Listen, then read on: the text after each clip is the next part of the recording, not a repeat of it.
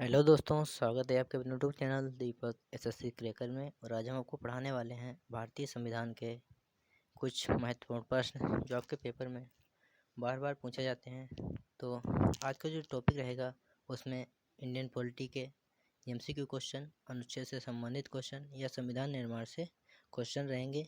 जो आज की क्लास रहेगी वो आपके एसएससी के सभी एग्जाम या रेलवे के सभी एग्जाम या किसी भी पुलिस या कांस्टेबल का एग्ज़ाम देने जा रहे हैं तो आपके लिए ये क्लास बहुत ही महत्वपूर्ण होने वाली है। आपने अभी तक मेरे चैनल को अगर सब्सक्राइब नहीं किया है तो चैनल को जाके सब्सक्राइब कर लें और इस वीडियो को पूरा देखें। तो चलिए देखते हैं आज के क्वेश्चन। तो पहला क्वेश्चन है, बाल गंगाधर तिलक ने कब स्वराज विधेयक का प्रारूप प्रस्तुत किया था? तो बाल गंगाधर तिलक ने कब स्वराज विधेयक का प्रारूप प्रस्तुत किया था? तो वो आपका था ऑप्शन बी 1895 को बाल गंगाधर तिलक ने स्वराज विधेयक को प्रारूप प्रस्तुत किया था। Option B is right. इसके बाद अगला क्वेश्चन है, अगला क्वेश्चन, इस किसकी अध्यक्षता में प्रथम विधि आयोग का गठन किया गया था? तो किसकी अध्यक्षता में आपके प्रथम विधि आयोग का गठन किया गया था? तो आपका वो राइट आंसर है ऑप्शन ए, लॉर्ड मैकाले के अध्यक्षता में प्रथम विधि आयोग का गठन किया गया था। इसके बाद अगला क्वेश्चन है, किस अधिनियम के तहत कलकत्ता उच्चतम न्यायालय की स्थापना की गई थी? तो किस अधिनियम के तहत आपकी कलकत्ता उच्चतम न्यायालय की स्थापना की गई थी? तो आपका वो राइट आंसर है ऑप्शन ए, 1773 में रेगुलेटिंग एक्ट के तहत आपके कलकत्ता उच्चतम न्यायालय की स्थापना 1773 में की गई थी। ऑप्शन ए राइट हो जाएगा। इसके बाद अगला क्वेश्चन है, भारतीय संविधान को बनने में कितना समय लगा था? तो भारतीय संविधान को बनने में आपको पता है कि ऑप्शन ए 2 वर्ष 11 माह 18 दिन संविधान को बनने में लगा था।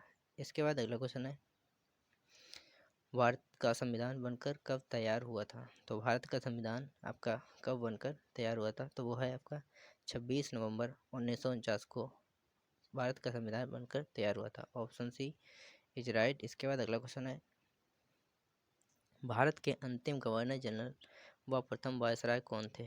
तो भारत के प्रथम गवर्नर जनरल, अंतिम गवर्नर जनरल व प्रथम वायसराय कौन थे?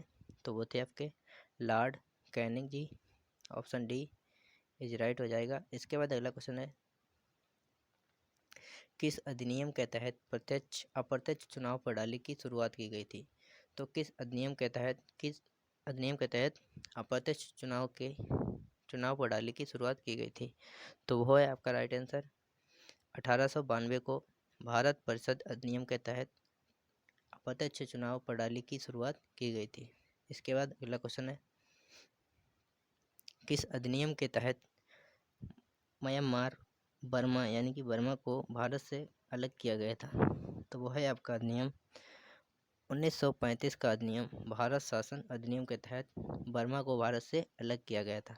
इसके बाद अगला क्वेश्चन है, किस अधिनियम के तहत भारतीय रिजर्व बैंक की स्थापना 1935 में की गई थी? तो वो आपका राइट आंसर हो जाएगा ऑप्शन डी, भारत शासन अधिनियम के तहत भारतीय रिजर्व बैंक की स्थापना 1935 में की गई थी। इसके बाद अगला क्वेश्चन है,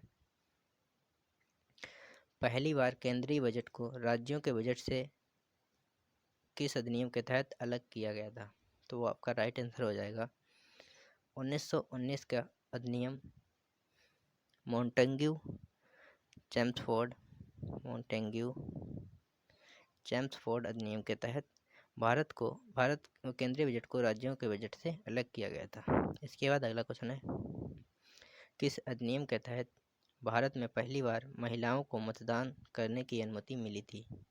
तो वो आपका राइट आंसर हो जाएगा 1919 में भारत शासन अधिनियम के तहत पहली बार महिलाओं को मतदान करने की अनुमति दी गई थी। ऑप्शन डी इज राइट हो जाएगा। इसके बाद अगला क्वेश्चन है,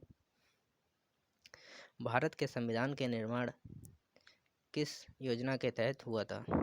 तो भारत के संविधान का निर्माण किस योजना के तहत हुआ था? तो आपका राइट आंसर हो जाएगा cabinet mission. Option B is right.